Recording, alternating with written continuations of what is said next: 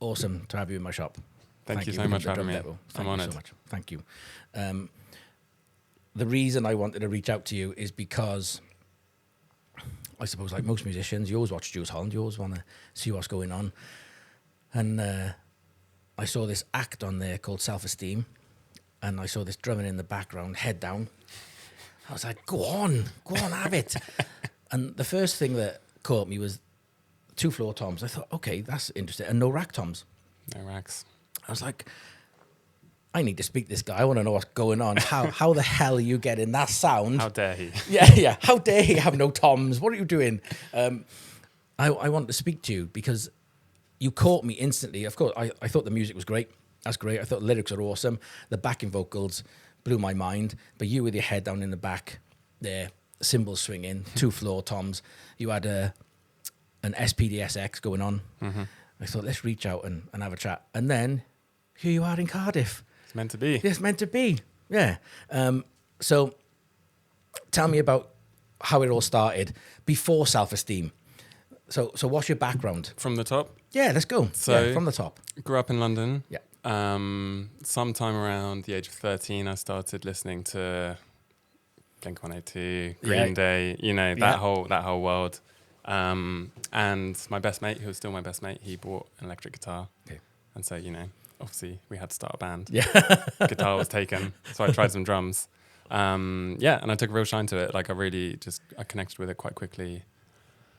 And then I used to get drum lessons with this sort of private teacher, and then full credit to my mum, who said she thought, oh, maybe you should try and get lessons at school to sort of be part of the school community, music community, which didn't make much sense to me at the time. I was like, what does that mean? But anyway, we did it, and it was the best decision ever. So I had an amazing drum teacher. So it was a big music department, but right at the end of the corridor, there was a drum teacher and a guitar teacher. Yeah. And Rich Coles, my drum teacher, was amazing, like really, really inspiring, and really saw something in me and gave me a lot of good advice. And then Rich Coles, he ran the school big band as well. So kind of, so 3 drummers alternating and horns and kind of whiplash, that kind of vibe, without the, psychopathic band leader. And so it was so there were these 3 drum chairs, and the first 2 were definitely, so there's no false modesty here, that the first 2 were always going to go to these other 2 drummers, and the third seat could have gone to a lot of people when I was lucky that I ended up in it. Okay. But yeah, first guy, basically 2 virtuoso drummers, really. So every Monday evening at big band rehearsal, I would have this incredibly anxious experience of sitting next to these, guys like chops and read and feel and everything. And then occasionally they'd give me the kind of the groove tune, so like September or something like that, Awesome. Anything with 2 and 4. Yeah. Rich would be like, come on, Mike, step up, you can have a go. Charts, couldn't read, still can't really read, so it's really he just said, if in doubt, just keep playing 2 and 4. Yeah. Anyway, so that was like a real steep learning curve. Nothing like a bit of terror to get get you going. Yeah. So that was kind of going on formally at school, and then had lots of sort of terrible Green Day knockoff bands in my own time. That was me up until 18, and then my plan was to do a year of music college. Okay. Get it out of my system. Yeah. Okay. And then get a real job. Then get a real job. Exactly. Yeah. So I went to ACM in Guildford, and then that was a very transformative year for me, really. Okay. I think as soon as I went there, it was the first time I'd been surrounded by a lot of people who are all, passionate about music. But also, it was also the first time where I took my own playing seriously, and I kind of, there were these weekly sessions where you can kind of see other players. Basically, everyone would get up and learn the same songs. So they'd call up a drummer, call up 2 guitarists, bassist, singer, and then the bands would play it, and then they'd critique it and sort of get up. And so I was watching, I'd watch all these drummers play, I'd come up and play, and I was kind of like, I think I can do this. I'm better than this guy. Yeah.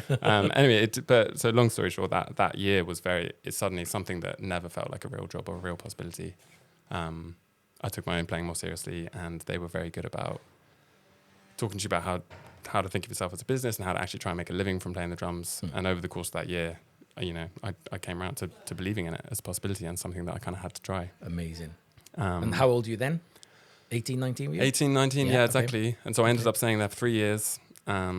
and then I got a very good piece of advice, actually. Someone told me, so often people would go to music colleges to do auditions to kind of get other, basically looking for young keen musicians, cheap musicians. Yeah, yeah. And someone said to me, like, whenever these auditions come up, just go for them all, because even if you don't want the gig, you'll practice, basically. You'll practice, you get less nervous, and you'll learn how to present yourself, and that's exactly what happened. First audition I did, like, locked up, froze up, terrible, couldn't like say a normal sentence like a normal human, like all of it. But then by the time I did a few, I got more comfortable, and then eventually that led to what became my first session gig. And who was that with? Kyla Lagrange, Yeah. shout out. Yeah, she was kind of in the so again, this would have been, what are we talking, like 2010 kind of time? Yeah. Kind of the Florence and the Machine era. Yeah. It was in that kind of space. And yeah, that was a very, very valuable project, because at the stage where I got in, it was very, very early, like, playing terrible gigs, like awful venues, like really, not much going on, but and no direction. We were all just kind of figuring it out as we went. And that was when I was singing BVs, so kind of learning to sing and play. And like, essentially, what I always say, if Kyla had exploded the day after I joined, I would have got kicked out straight away. But instead, what happened is there was this year of her slowly, essentially this kind of cutting our teeth period, where we all got a lot more confident and kind of just learned by doing.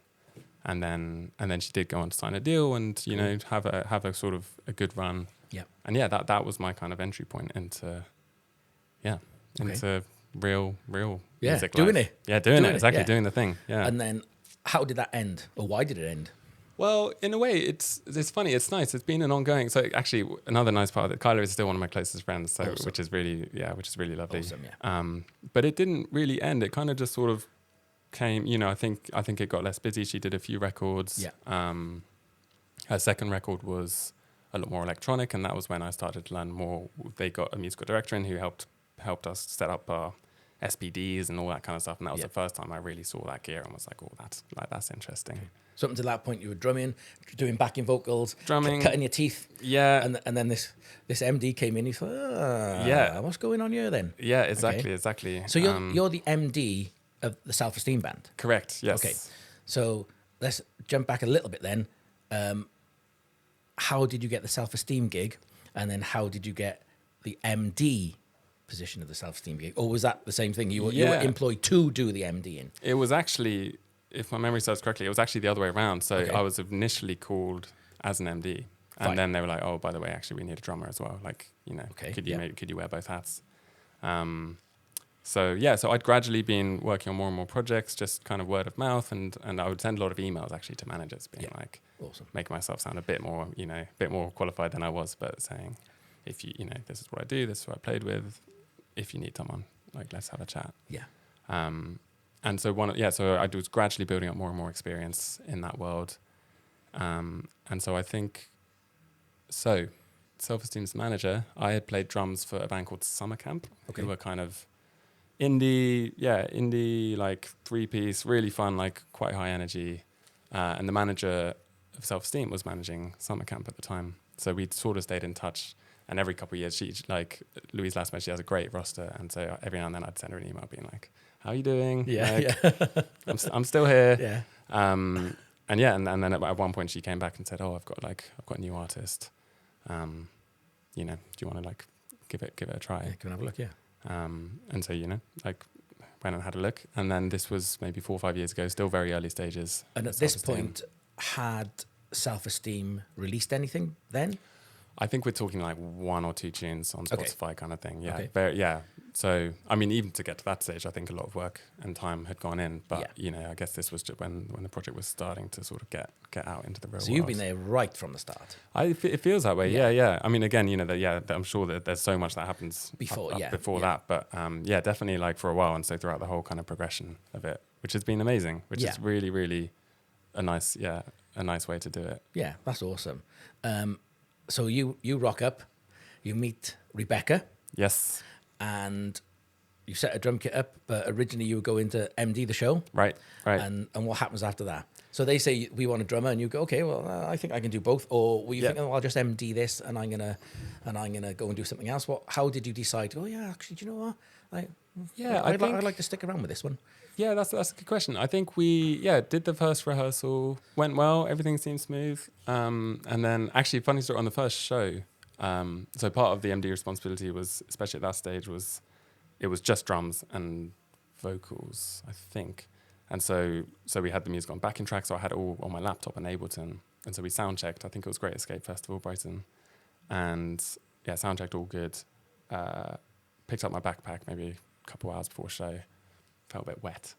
And I had my entire water bottle had basically like exploded in my backpack, destroyed the laptop. Oh, no. Anyway, very long story short, luckily I had it backed up on a hard drive, found a tour manager I knew who lent me there. I'm sitting there like installing Ableton on the venue Wi-Fi, and it all worked out anyway. So I think, that was like a good, I think in the end, I probably got brownie points for kind of salvaging. Yeah, I only let them know. I was like, just so you know, this has happened, but now it's fixed. So it's right, fine. amazing. Yeah. But yeah, it was a great show, and one really connected with Rebecca and the band. But at that time, it wasn't very, wasn't too busy. So still bouncing around lots of projects, as I still am. But I think as you do as a freelance person and a session person, you can't put too much stock in any one project because you just don't know. There are so many variables, and stuff can take so long.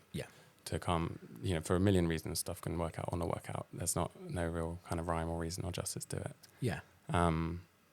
But then as the project grew, and like the new tunes, like they were just getting stronger and stronger in my eyes. Like the songs were getting better and better and better, and the live show was really starting to feel really, really great. Yeah. And then so we kind of toured Rebecca's first record. Yeah. And then sometime, I guess, I don't know when it was officially released, but sometime around the pandemic is when the second record came out. And I remember when I was first sent the kind of early mixes of that record, and that was definitely a kind of, wow, this is like something really, really special. Yeah, yeah. And still, ever the cynic, like I think the music industry has, things that should succeed don't, and things that, it can go a lot of ways. But definitely, all I knew when I listened to that is like, this is very, very exciting musically, and like that's a really great starting point, I think, for any project. Is if you, not only did I love it, but I was like, this is weird, like this is bonkers. I've never heard like this collection of sounds and lyrics and delivery, and it was something really, really special. And it's so it's been so amazing to see that, to have my like cynical predictions, of like, oh, it doesn't mean it's going to do well, having them, proved wrong, and seeing that other people see what you see in this music, which is something weird and special and wonderful, and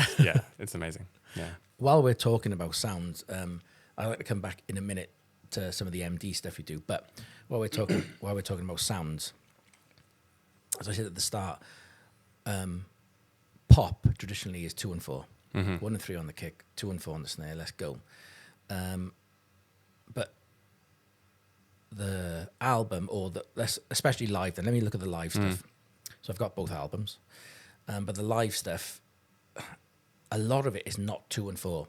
It's not your traditional pop, and that is why I was so drawn to you, how you're creating these percussive patterns maybe, or rhythms that are not your straight ahead grooves, yet they absolutely fit perfect. Amazing. Because normally you'd go to a gig and you'd watch and you'd be nodding, yeah, but I can still nod to yours, but it's not on a 2 and 4. And I'm like, there's so much space. As you said, you listened to the early mixes of the second album and you thought, oh, this is really interesting. These sounds are interesting. How did that play with your drummer inside? Were you thinking, oh yeah, I can't wait to be part of this to tour, but I'm going to play 2 and 4? Or were you thinking, I can't wait to actually just replicate these sounds and how I'm going to go about it? How did it play with the drummer inside? Yeah. Did you want to rock out, or were you thinking, no, I've got to work with this? It's interesting. No, yeah, it's a really good question, and it's not an easy one to answer. But I think so Rebecca is a drummer, like a great drummer. So there's a real already I think the production and the songs fundamentally are very interesting percussively and drum wise, which is why often they're not just you're straight up 2 and 4s. And it's funny, actually, we were talking about Kyla earlier, because actually that was another thing that was very good about that experience early on. Is she hated anything 2 and 4, anything like, that a drummer wanted to play. She'd be like, oh, can we make it more like The Wind? You're sitting there with your sticks being like, Yeah. okay, Okay. maybe. Yeah. But then that's when I first started using mallets a lot. Yeah. And actually, I think back then is when I first really was getting into floor toms. Yeah. And funny enough, the drummer who I was quite influenced by at the time, don't you remember a project called Daughter, who's still going, but their drummer, Remy, I would very much describe as a percussionist, even though he was kind of on a traditional-ish looking kit setup. Okay. But he was playing all sorts of, he's got like a splash on the snare. And kind of Yeah, before, I think this was quite, especially at the time, this was pre like Instagram and everything. So I think it was quite like cutting edge at the time. And, he's like got those sticks that look like a basket of scarecrows. Yeah, I don't know, yeah. like all sorts of stuff going on. And so I was quite, I always really rated him. And I think that was, especially being in the same scene, like that influence, that playing with Kyler. Yeah. And then, but to come back full circle to Self Esteem, is I think it's actually been a real, so Rebecca's very good at communicating what she wants drum-wise and giving feedback and notes. And I think ultimately, it's funny, her and I haven't really talked about it explicitly, but I think we have very similar taste. Okay. Drum-wise. And I think, there's moving away from those more obvious patterns sometimes. But the process is, I don't know, I think for me, the parts that naturally come out to me and feel good are often in the same general space as what Rebecca will like as well. So often, so I'll bring something to the table, and I think then it's so valuable. And this is, as an MD, what I have to do for other people, but it's so nice having Rebecca do that for me, is give feedback and give those directions. And what I've learned over years of working with Rebecca is she's always right. Okay. When she gives a note, it's always a good one. Yeah. Or what Awesome. she's reaching for is like, I'll be like, oh yeah, and I'll be like, what about this? And then, I think there's like a real nice, it's a great creative, like, sort of drummer artist relationship that I have with Rebecca. So it seems like you've got a bit of freedom, as opposed to the artist saying, no, that is it. You're playing exactly what I say. You've got a bit of freedom creatively to go back and forth until you both go, well, actually, do you know what? That works. That's it. We'll go with that now. Absolutely, That's really good. I think that's like I the really heart. like that. The heart of a good collaboration is, you have the same taste and the same, or I don't know, different ideas, same taste, or same general direction. But then, each of your creativity kind of, sparks the other one. It's nice to talk about it because actually I haven't really thought about it in those terms. But it's definitely, I think I haven't seen her play drums so much, but I think she would play similar to me. Yeah, is my hunch. That's awesome. That's I awesome. might run that by her and she might be like, absolutely not. But Yeah. I've written a couple of examples down of things that stand out from some of the live stuff that I've seen. So one of the tracks, Prioritize Pleasure. Mm-hmm. The intro is very down. You've got a very, very quiet tom pattern going on. Very laid back and chilled and just nice, just enough that, there's a rhythm going on. Mm-hmm. And then you get to the bridge and the vocals are pumping, and then you come in halfway through that bridge or the chorus with this big fat halftime pattern, literally arms, cymbal, boosh, there you are, boom, bah. And for me, the hairs on my arms go, because I'm like, oh God, Mike, come on, let's have it. But musically as well, you've got those singers going on, you've got Sophie playing bass and the keyboard and singing, and just as it starts, you pull right back. You're messing with me. And I love it. I love how it's got that massive, massive range of dynamics. And again, another song, Fucking Wizardry. Yes. That's where you got the two floor toms coming in. Yeah. And the one thing the camera focused on when you're on Juice Holland was you kicking hell out of your bass drum hoop. And I don't mean kicking, I mean literally. That poor hoop, Yeah, that poor hoop, yeah. But when you listen to the album, what you're playing fits bang on, absolutely bang on. And you go to the floor toms again, your head is down, and I'm thinking, why has this guy got two floor toms? But when you see it, it works. It just works. I've written here, what you do live is so perfect, it freaks me out. Oh, mate. Honestly, I've actually written that because it is. You're absolutely playing for the song.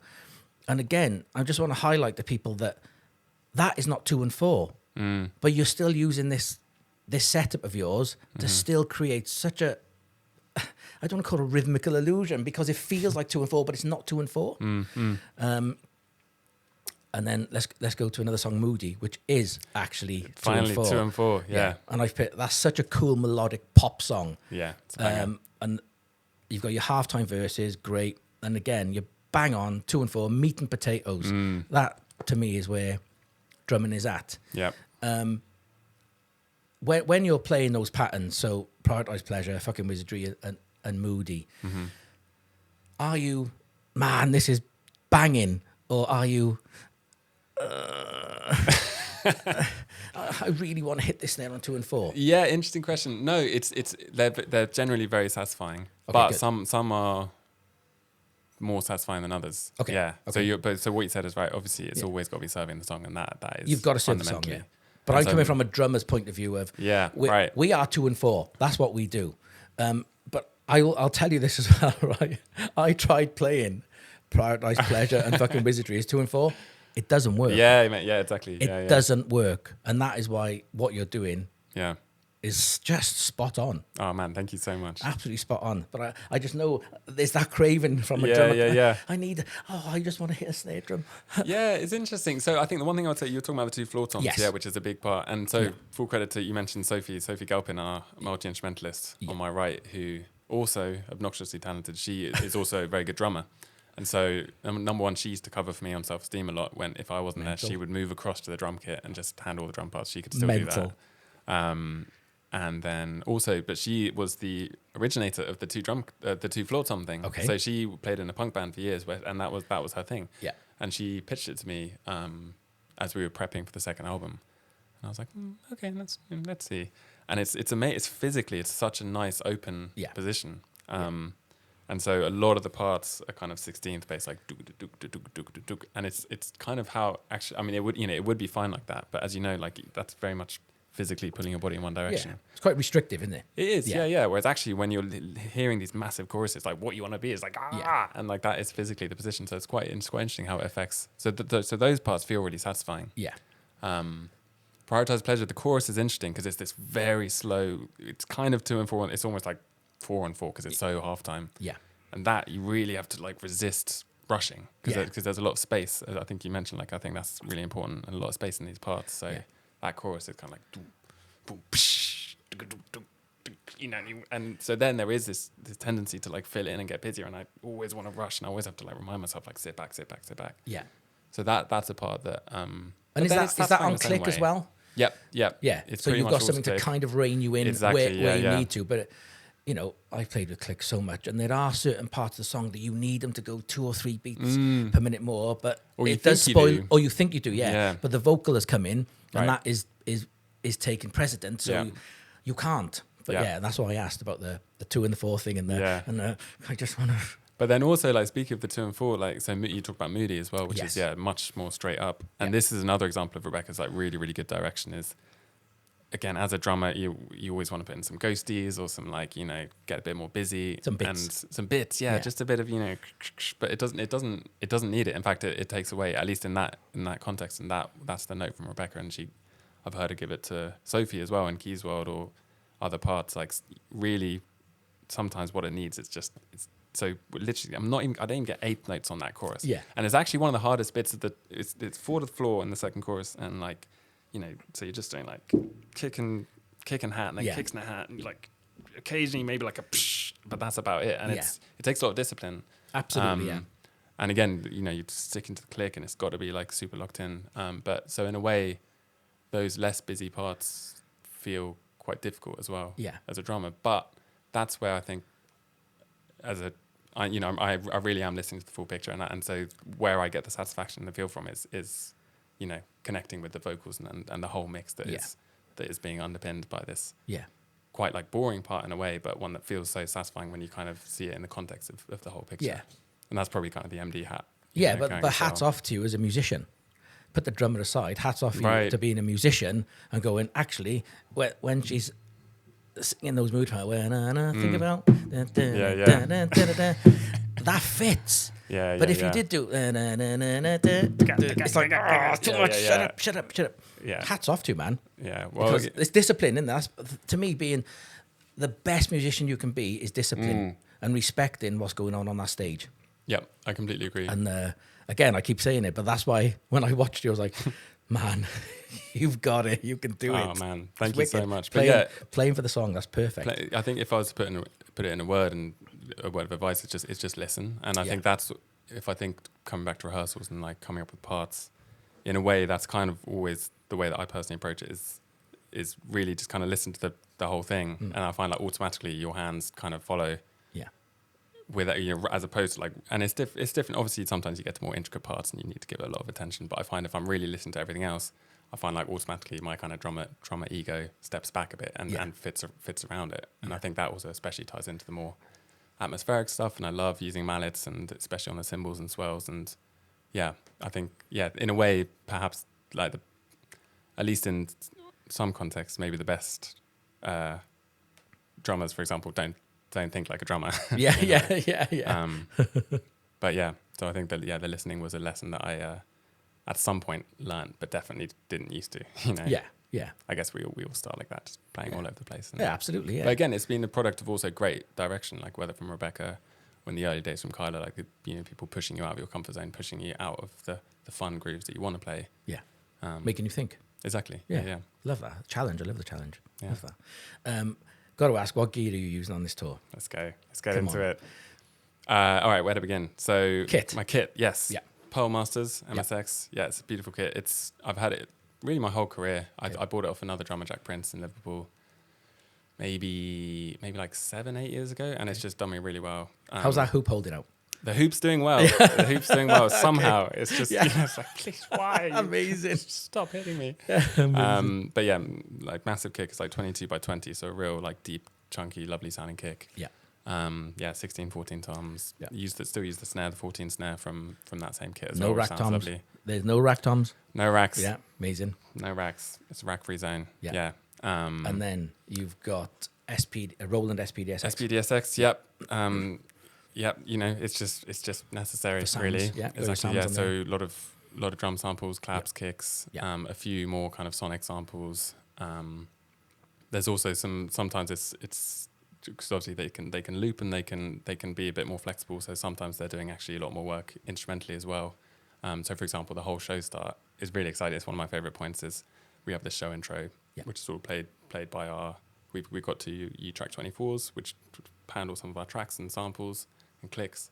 And so those are playing the show intro, but then essentially at some point that stops and I hit a sample, which is this big kind of synth loop going round and round. Anyway, so Rebecca walks up on stage, and I shouldn't give this away actually, but onto this riser, and essentially like she just, you know, the crowd is going mad, and she feels it, and then at one point she'll just point at me, kind of like the hand of Caesar, you know, and at which stage I trigger the tracks again and have to and then fade out the loop.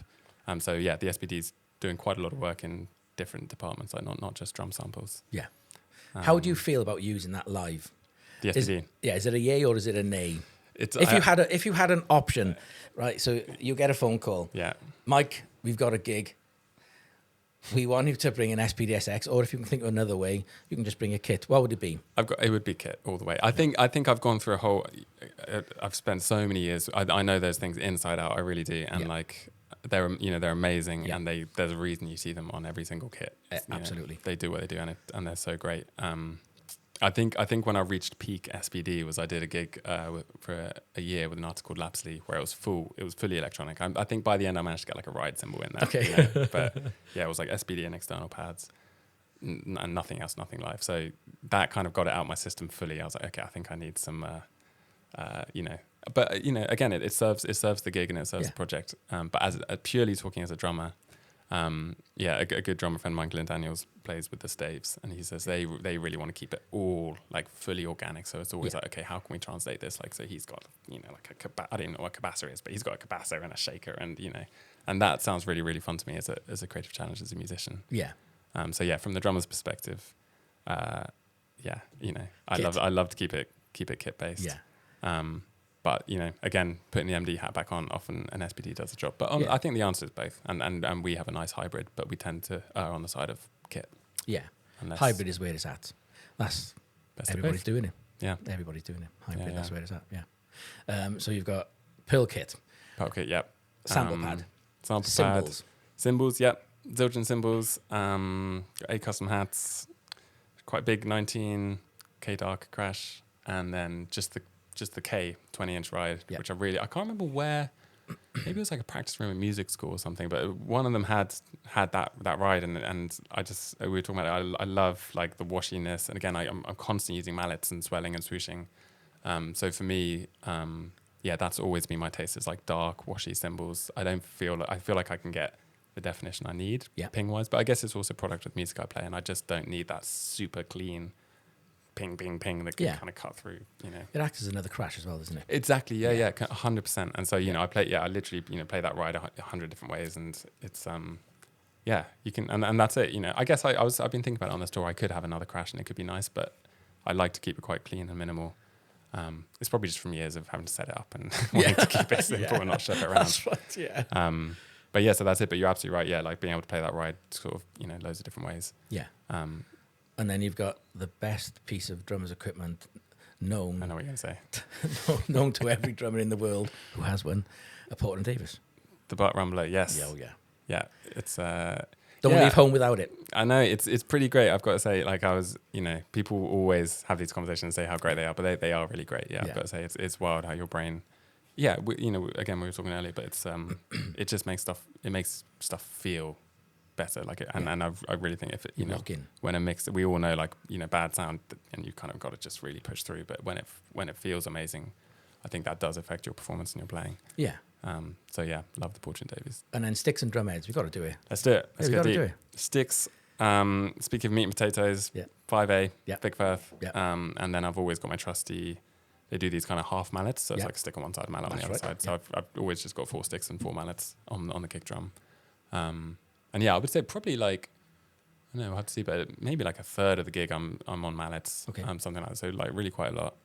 So that's sticks. And then heads we keep it all pretty dry and fat and punchy, and so short sustain fat sound is what we're after. So we use coated pinstripes on the toms. I want to say power stroke 3 on the snare. Yeah.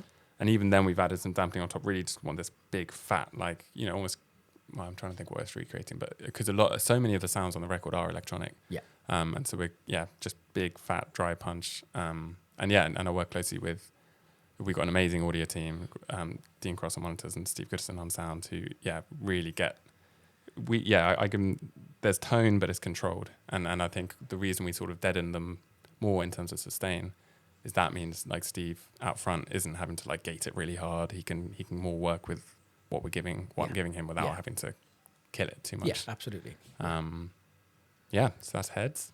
Yeah. And you know what? Shout out for the Remo Quick Lock clutch. Okay. You ever use that? It's a little twisty one. Oh, and that thing will never come. It will it would survive an apocalypse. Yeah. So excellent shout out. Excellent. Yeah. only on this interview can we talk about hi-hat clutches. Yeah, that's right. Yeah. Before we finish, I'll quickly bring you back to MDing. Yes. So you don't only MD the Self Esteem band. Correct. You MD others as well. Yes. And I know we've spoken a little bit in the past about you've got to nip back to London because you've got to sort some projects out. Mm-hmm. So tell us a little bit about that. What's going on at the minute? Yeah, so there's a lot happening. So actually, it's so nice to talk drums because Self Esteem is the only person I play drums with. So I spend all the rest of my time as an MD, so musical director, which basically means on any given day you're pretty likely to see me in a rehearsal room, sort of, you know, with the band, but directing the band as the name suggests. So it's a great. I really, really love it. It's the nearest thing I can describe to it. It's like being a studio producer, but with real humans. And instead of a stereo bounce at the end of the day, you've got a live show at the end of the day. So that role can be, it can be quite technical. Again, hence like SPDs and samples and backing tracks and all that stuff. It's also very increasingly. It's quite creative. Depending on the project, again, so Rebecca, for example, Self Esteem has a very clear vision of how she wants the show to be, and like this clear, mad, amazing vision. And it's essentially my job to just help her execute that. Okay. But then some other artists, are up for a bit more guidance and more input on set lists and transitions and show intros, and so that can be part of the role as well. So you go into a rehearsal, you watch, you guide, set up, send them on their way. and then ship them off. next band. It's exactly that. Oh, And awesome. I'll probably go to the first couple of shows, and then it's lovely because then then they'll come back when they want to add a few new songs or make some changes. So I've got got a roster of maybe sort of 10 or so active projects, and I'll see them for a couple of days, and then start a new project for a week. And it's so nice being able to have that level of variety in your professional life. Whereas when you're touring, ultimately you're kind of just away. Not with just one person, but you can either make a gig or you can't. Whereas rehearsals, you can sort of push around the schedule, and I find it so inspiring and energizing. And the amount of every rehearsal or every project, I'll find out about a new guitar pedal from the guitarist, or like a new scarecrow stick from a drummer, or it's very like I find it very creatively like energizing. Being able to have so many different things on the go. So, drummer or MD, if you had to choose one. Oh, that's tough. With the self-esteem thing, you've got the best of both worlds there, which is awesome. Yeah. But if it's like, do you know what? I haven't got time for both. Where are we going? That is a very tough choice. Could you give up playing drums to do the MD thing, or It's tough. Like if I can fudge it, my dream is where we're at the moment, where maybe 30% of my time I'm playing drums and MDing, and then 70% of the time, I get to be at home and work on different things and.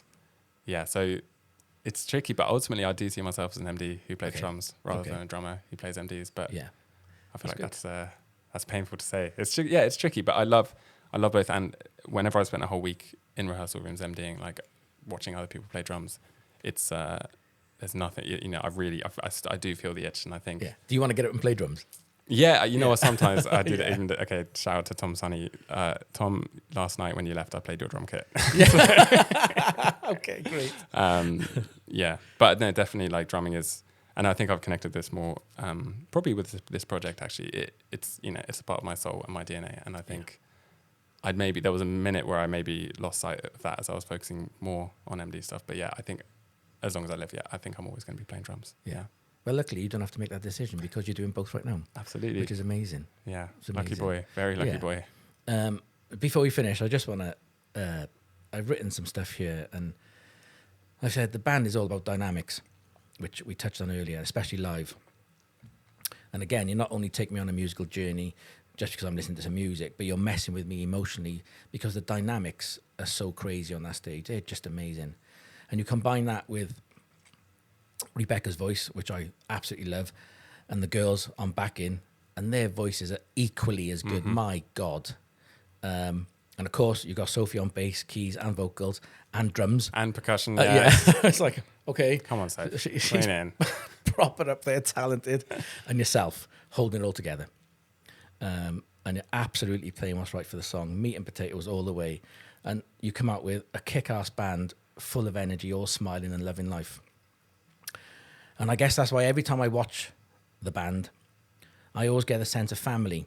You could argue that most bands are a family because that's how they keep going for so long. But there's something about this unit that every time I see, you all seem just so close, and it's just a family. That's the best word I can use. You all seem like, oh my God, we're in this together. We love it. We're all the best of friends. Is that the case? 100%. Yeah, because I feel that. That's what I'm feeling. It's so good to hear that you pick up on that because it's you're right. I think that often is the case to a greater or lesser extent with bands. But in my experience in my career, like this, has the word family really does apply. Yeah. And it's been a lot of years, and we've gone through different. It's taken a while to assemble like this exact unit, and it's been this unit for a couple of years now. But it's very, very close. It's more than just music, and more than just songs, and more than just work. Yeah, it feels that. And it's really good to hear that comes across because I think it's critical to the show as well, and I'm glad that it comes across because, I don't know, and the music is so much about love and community and growth, and I don't know. I think with its expression that like the medium is the message, and when you see the four girls up front hugging and singing, it's a physical manifestation and reflection of what the music is trying to express. And I think it elevates it. And I think if it was I do believe that if we just sort of picked six musicians off the street and just did one rehearsal and got up on stage, I think it would be a lesser show for it. It definitely comes across, man. Definitely comes across. And I love that. But it's a very, very, it's a very special group of people. And you know, full credit has to go to the top to Rebecca for like having the strength and confidence to, you know, to not settle until she found the right humans and musicians. Admirable. Equally. Love that. So I honestly, I feel incredibly lucky to be part of that family. It's very, very special. That's awesome. Well, I won't ask can I get up and play drums tonight? If the girls want to give me a hug, I'm all up for that. I'm pretty sure that'll be yeah. But I won't play drums. You've nailed it. Thank you, man. Thank you so much. I can't wait to hang with you later. Yeah, I absolutely. can't wait to see it in the flesh. I've only ever seen it on YouTube videos or Juice Holland, TV. But to see it in the flesh, I'm so excited. Amazing. So excited. But thank you so much. Thank you very much. Thank you, Mike. It's awesome. Thanks.